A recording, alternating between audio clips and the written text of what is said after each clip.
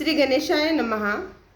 शौनक जी के साधन विषयक प्रश्न करने पर सूत जी का उन्हें शिवपुराण की उत्कृष्ट महिमा सुनाना। श्री शौनक जी ने पूछा, महाज्ञानी सूत जी, आप संपूर्ण सिद्धांतों के ज्ञाता है। प्रभो, मुझसे पुराणों की कथाओं के सार तत्व का विशेष रूप से वर्णन कीजिए।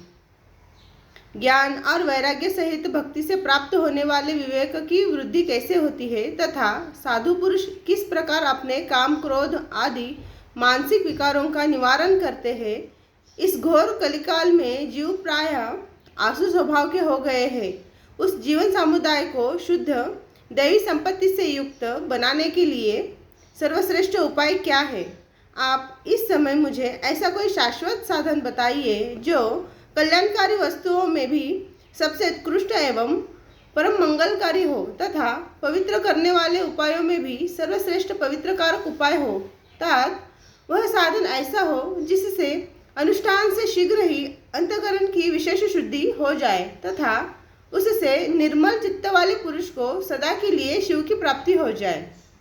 श्री सूत जी ने कहा, मुनि श्रेष्ठ शौनक, तुम धन्य हो क्योंकि तुम्हारे हृदय में पुराण कथा सुनने का विशेष प्रेम एवं लालसा है।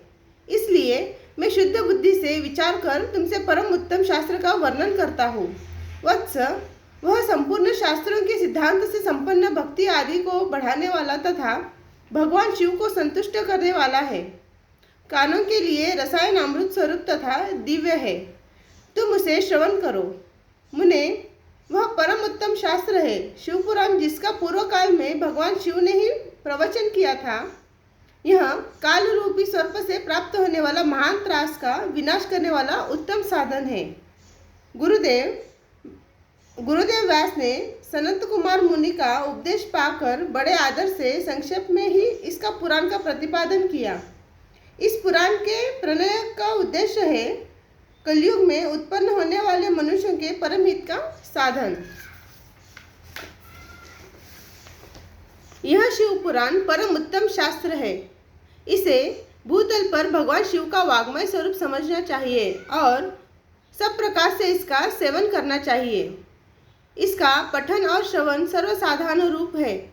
इससे शिव भक्ति पाकर श्रेष्ठतम स्थिति में पहुंचा हुआ मनुष्य शीघ्र ही शिव पद को प्राप्त कर लेता है।